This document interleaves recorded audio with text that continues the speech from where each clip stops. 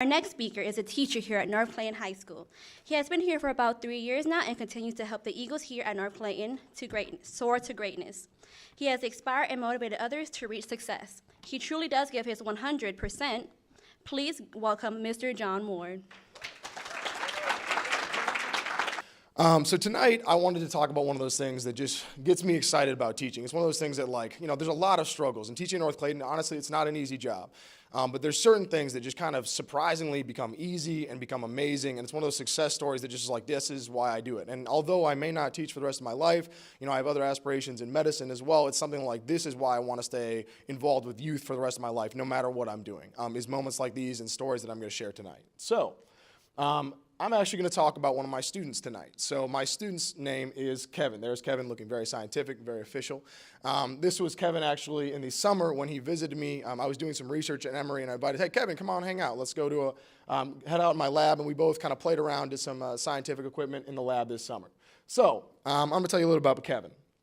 Kevin is an anatomy student of mine, and one of my soccer players who approached me one day, almost exactly a year ago, completely frustrated with North Clayton High School and his life. And I really hadn't talked to Kevin much up to this point. He's a very, quiet student, seemed to be well-behaved in class, hadn't really thought much of him, slipped kind of under the radar. And then he approached me one day with a letter expressing his very direct frustrations with his situation. So I'm now going to share an excerpt from this letter, and he didn't know I pulled this up, so he's also sitting in the audience. So, the letter. It is not our fault that the county's budget is extremely low. It isn't fair for the students who want to do something with their lives. They are placed into the classes. They're not going to help in the future. Yes, Gideon. For example, in my 5th period class, I've been in that class for almost 2 months, and I have never seen my teacher. When we don't have teachers, it allows students to do provocative things that will not help them. Very diplomatically said. The reason they do these things is because we have no teacher. I'm an A student, and I love to learn new things, and honestly, I feel like I'm in a prison for that class period. Fair point. Why should we sit there and ponder on nothing while the other students and other schools are learning? We waste our time, and you all wonder why North Clayton High School has a bad reputation. I wrote this letter to let my voice be heard. I'm writing for the students, teachers, and administrative of North Clayton. There are students here in all of Clayton County who have a plethora of potential to make a positive impact in this world. Taking away teachers and classes is not the right thing to do. Think about the students who want to be successful. Think about a child yearning for the newest toy, but they cannot purchase it because their parents can't afford it. We, the students of North Clayton, are asking for the situation to be rectified. And that really hit me in the face, right? Like, way to go, Kevin. That just smacked me in the face, because sometimes you sit there and you're like, guys, no, seriously, like you're in an unfair situation. You should be fighting for this. And here's a student who comes up and has this manifesto, explaining why I got into education. I was like, all right, man, you get it. And I think what he speaks on is this horrible truth that, like, in schools that are failing schools, and this is something we think about every day, is like 98% of the students here want to do right, and 98% of the students are amazingly capable, amazingly passionate, and want to do things. It's just, honestly, they don't have classes. They don't have teachers. They're literally, they are doing everything. They have showed up every day. Kevin did not miss my class once. Maybe once because he was sick. He was vomiting, literally, and other than that, he was here every day. So how are you to tell him that he wasn't doing everything to succeed, or he could have tried harder, or he could have pulled on his bootstraps just a little bit more? And that bothered me. So I was like, I was trying to think about how we could do that. What was amazing, though, is how Kevin actually drove his own empowerment. And that's what, the topic tonight is how Kevin actually, I barely had to do anything here. That's what's so fascinating about this, is how this is really the story of Kevin driving his own. So post the letter. Kevin is a much better place now, and he and I would like to share a little bit about how that happened. So Kevin approached me at some point during last half of last year with an interest in an expensive summer program at an Emory University, my alma mater, which is a prohibitively expensive private school. More on that later. But I would like to invite him up to share a little bit more about how he empowered himself to propel himself on a path to college. So Kevin, if you would join me right now. Hello, everybody. Kevin, thank you. You look so sharp. All right, hello. So this is Kevin, and Kevin's going to explain just a little bit about some of his background and what led him to the letter, and kind of what had led him after that, especially to this program. So, Kevin. Hello, my name is Kevin Ear. Yes, the body part. Just to introduce myself, again, my name is Kevin Ear. My parents, they came here to the U.S. as immigrants, and they are my motivation. And I used them as motivation to enter the pre-college program at Emory. And to enter the program, I decided to host an online fundraiser. And surprisingly, I raised $1,425, and it was just amazing that I could do that, and it was just amazing to me that I could do that when I've never seen a successful fundraiser. And during the program, it was such an amazing experience. I met people that I've never met before. I met people from China. I met people from Amsterdam, and it was a truly great experience. And in the program, I did new things that I've never thought I would ever do.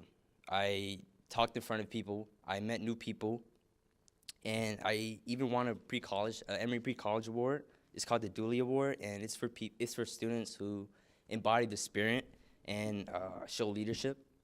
And it's something I'm super proud of. And in the program, I was like a cat. I was afraid. I was afraid to talk to people. And after the program, I felt like I was a lion. And my teachers, they told me, especially Mr. Ward, he told me that he saw a glow in my eyes. And I didn't realize that until I looked at myself in the mirror.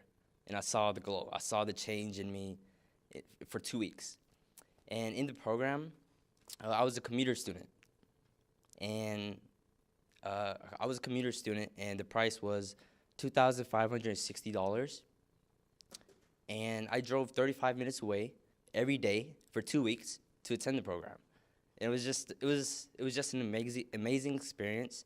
And even when we didn't have classes, I still drove there because I loved the people that was there, and I love the experience that I had. You mind if I jump in? So one thing we were talking about earlier too is something Kevin mentioned one thing we talked about is the Emory Summer Program. It's a high expense, and it's something that, like he said, you attended, with people from international abroad, and honestly, Emory students who come to these programs, and this is something Kevin mentioned, he talked to these students who were same age group, same intelligence level, and how much thought did their parents give to sending them to this camp? Oh, they didn't really, when I talked to a few students there, they told me that they didn't even realize the price for the program. And when they told me that, my jaw just dropped, because I knew I worked so hard to enter the program, and they were just there. But honestly, there's nothing wrong with that. I understand why. I understood why it was like that. Everybody lives a different life, and I just didn't let it affect me, and it motivated me to work as hard as I can, which is why I went there for 2 straight weeks and no days off. It's something I find interesting, and this is something I wanted you to think about, is something that, 2 weeks, $2,000, that's a lot of money. And a lot of people, including Kevin's friends and some of his peers, said, Kevin, that's too much. There's no way that you can, that's too much money for just such a short amount of time. And yet, something for our higher income, students, that's completely not even a thought. It's just something that is, but yet you can see how much of a difference it's made in Kevin and his confidence level. And so it's interesting that that's something that people say, that's too much money for just 2 weeks, but why is it okay for some students, not the others? And that's just what, something we want to think about is that shouldn't be the case. It really should be, everybody should be as easy as possible, and everybody should be ushered into these types of exposure programs that will give them that empowerment. And so, Kevin, what was your just general message for the audience? Oh, my message for the audience is it's okay to be crazy. Because for me to enter the program, my friends told me that I was crazy to spend $2,000 for a 2-week program that I probably wouldn't even remember when I'm 50 years old. But hey, maybe I am crazy. And I just want to say, don't be afraid to fail, because I did so much into the program that honestly I was afraid to fail. But I just did it. And so just to tell you a little bit about how we actually did this. So Kevin used the program GoEnounce, and there's actually tons of programs like this, very similar to Kickstarter, GoFundMe, Donors Choose. All these are different options that are all very usable, user-friendly. So Kevin just posted a little story about how he kind of became the man of his household when his father was in a very unfortunate accident, and a lot of people were able to resonate with that story. And so what I kind of did is I plastered it on my social media, had some friends post it on there. He posted it on his social media, just kind of like social media barfed it everywhere. And people really responded to that. Again, you see 109 likes, not too bad. And I think that comment there, I just thought it made a lot of sense. So I included donated.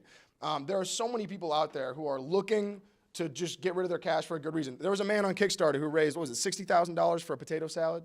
I think around there. And so people are looking to give away money for silly reasons. And to see something like this, it was just a no-brainer. So as soon as we put that up and it did that social media blast, it was one day. So I've got up here, these are some text messages I received from Kevin the day of his funding. I'm sorry, Coach. I'm just so happy right now. Is this a dream? I will. I mean, you can dress up as a teenager and enter the program with me. They wouldn't notice. Woohoo! Wow, that's insane. In just 2 days. You were right. Thanks for believing in me. I certainly will. So again, you can clearly see that it's one of those things that kind of blew his mind. Here is Kevin, fresh out, sporting alma mater gear. You can tell, selfie on point. This is Kevin again, actually by one of our mascots. That's actually a painting I did at Emory, so he wanted to show that he was investigating some of my work. This is Kevin mingling. Again, you can see clearly making friends, fitting, and good night's work. Very popular. Very sunny. Got to keep shades on. Definitely associating. Making new friends. Hanging out. Where is that, Kevin? At the museum. Oh, okay. Got it. I was saying, it looked like that was it. That's very nice. So also, this is what I received near the end of the program. It's going well. The week went by so fast. I don't want to leave. I'm going to super glue the door of Dobbs, which is the dorm, and force everyone to stay. And again, I just want to shout again, what I love is that, one thing I was excited to get Kevin to go to this program. He was excited to go, but what I loved is that, my Emory actually recognized that too. They were really excited. They were like, holy crap, that's an amazing story. Why aren't we getting more students like that to come to that program? So that's something I really want to applaud him again for that, because that's something having them of all the pre-college and there's a lot of pre-college students recognizing that this is somebody we should be supporting and pushing further, and that's really cool that you worked. And again, also we didn't even mention that Kevin worked a summer job to also fund this, so it wasn't just crowdfunding, it was also his own efforts too. So he really kicked his own butt to do this. And so in general, I wanted to close by just saying that this is something that was surprisingly easy. And it's something that's, I think it's very modern to just be able to say social media, this is such a clear cut and dry, this is obviously how your money should be going to. People debate all the time about silly things to donate to, but if we had a constant stream of very clear, very spelled out, very easy stories to relate to, people will donate to that. And that is very clear by how easily this went. And I just want to let you know that, we're working on other experiences. I took a group of students to Emory recently for a field trip to the School of Medicine, and they loved that. We are bringing in Emory pediatricians to come to North Clayton, all just different types of exposure. We're working on starting a program called Health Career Academy, getting Emory and Morehouse here to help out, bringing in more types of just exposure, just those things that, let's say we don't have the classes, we don't have the teachers, let's get that outside stuff that clearly makes the difference. Here is that picture of a group of students, a lot of people in the audience there, looking good. So that is a picture of us at Emory, and you can see it's just those type of things that really make the difference. That field trip, incredibly easy, very easy to put forward. So I'm excited to see him and everybody else continue on to Empowered Path to College. If you see him after the show, congratulate him and also remind him to edit his essay and study for the SAT.